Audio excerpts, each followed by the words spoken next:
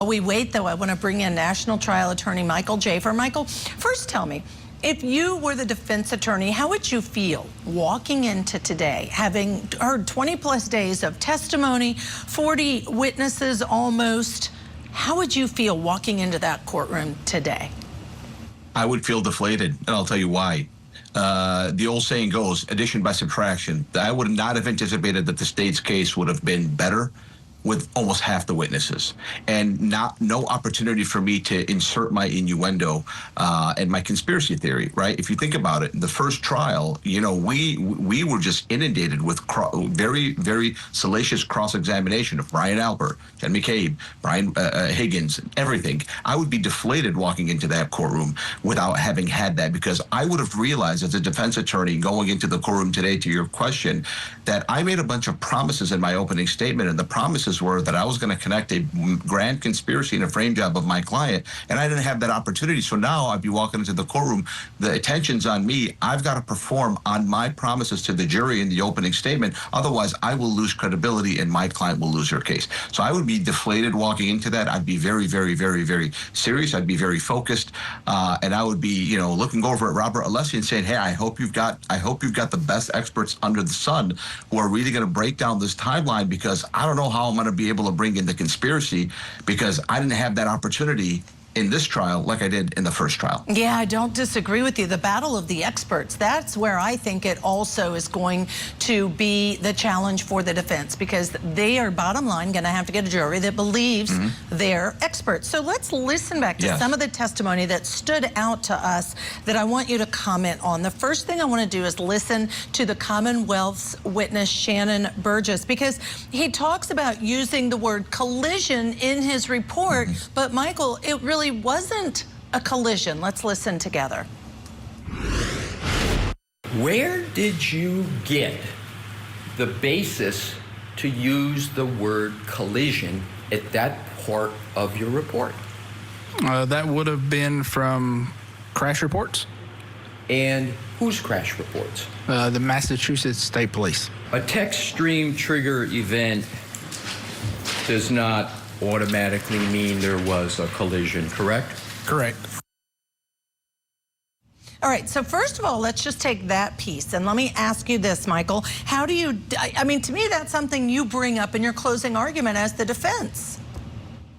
Oh, yeah, of course. That was kind of an embarrassing moment for the prosecution. At the beginning of the trial, I said, look, the prosecution and the defense are both going to make a bunch of small mistakes, and each one is going to make at least one big mistake. I would put this in the category of one of the small mistakes.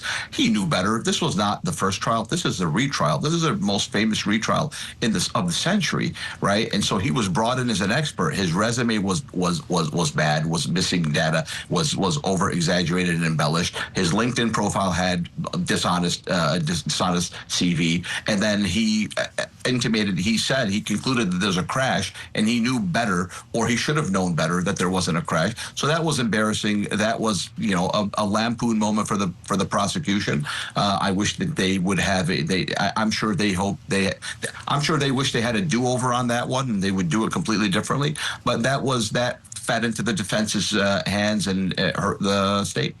All right, so now weigh that against one of the defense experts who has testified today already. This is Matthew DeSogro, and he is talking about what his opinion conclusions are about Karen's SUV, and let's listen to that together. All right, so Michael Jaafar, I know where you stand with the charges against this particular defendant and the evidence, but what do you think of this expert testifying for the defense to say, listen, none of the events on Karen's SUV data were triggered, it doesn't show it was triggered by a collision? Yeah, I mean, he later on then admitted that if there was a collision, it probably wouldn't have shown up, and that there could have been a collision. He couldn't rule it out. So at the end of the day, I think that the jury will make the reasonable inference that it doesn't really, they're not going to be held to the standard of, we need objective evidence of a collision for us to see that she would have hit him. Because at the end of the day, what the state has done is they've completely ossified the timeline of this whole entire 30, 40-second interaction when John O'Keefe supposedly was killed by her car. They've completely ossified it. They've like brought it down to the second. And so they've, in my opinion, have made it where the reasonable inference by the jury will be he did not go in the house. He did not deviate from the car. He was right there. She saw him last. She dropped him off. We all know that. And we all know he was found dead on the front lawn. And so it's just a question of how did he die? It's either she hit him or somebody else hit him. And I think they will make the reasonable inference that she hit him because of the taillight around from her car being around his body, as opposed to him just being without the taillight and he just fell back and hit his head. So I think that the reasonable inference will be that she did hit him. This expert and the other expert, Shannon Burgess, they're competing philosophies. I don't think that the jury is going to say, well, because there's no objective proof that there was a collision, objective proof meaning the actual text stream data, that a collision didn't happen. I think that inference will be made. Okay, but there was a problem with Shannon Burgess. I know you know this, and to me the problem was, why did the prosecution really not ferret out their expert before they put him on the stand? Because the cross really, I thought, embarrassed him by the fact that his credentials were not truthful. Let's listen to that together. A Bachelor of General Science in Mathematics and Business Administration does not exist as an offered degree at the University of Alabama, Birmingham, does it? Sure, so that is an error. Clearly, BGS stands for Bachelors of General Studies, and that should have a with minor in Mathematics and Business Administration.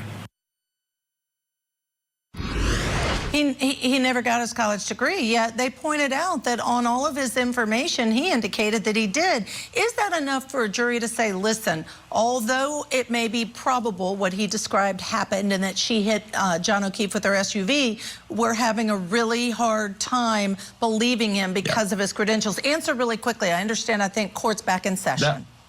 That was the big mistake that the prosecution made. I think you're correct. I think this is a humiliation for the prosecution and for that person individual. I agree with you. All right, let's go. Stand by. All right, still with us, National Trial Attorney Michael Jaafar. Michael, do you think that the Commonwealth is making any progress with this witness on cross-examination to discredit him or make it so that maybe the jury doesn't believe his expert opinion? I don't know if they're doing a good job at discrediting him, but I think what they're doing is they're just showing that it's his opinion and somebody else's opinion. And at the end of the day, they want the jury to really believe that, hey, his opinion is just his opinion. He's a hired gun. So I don't know if they're discrediting him, not like the defense discredited Shannon Burgess. They thoroughly discredited him, but in that same vein, they're not doing that to this expert. They're still not done with him yet. They might have some more, one-liners for him. But at the end of the day, he is making a bunch of assumptions. He's admitting that he's making a bunch of assumptions based on the state's own expert. So, I just don't know what reasonable inference a jury is going to make on this other than this is just one opinion of one person versus another person's opinion. So I just don't know how effective this. Go ahead. Right, and I didn't mean to interrupt you, but you have to wonder, Michael, is it going to just be a wash and they don't remember either? Just really quickly, how much does the likability of an expert weigh in for a jury? It's everything. Absolutely. It's like all of it, because it's a Rorschach test. You're a juror. If you like a person, you're inclined to agree with that person. All right, Michael Jaafar, stay tuned. We're going to take a break. When we come back, of course, we're going to get you back inside the courtroom. You don't want to miss a minute.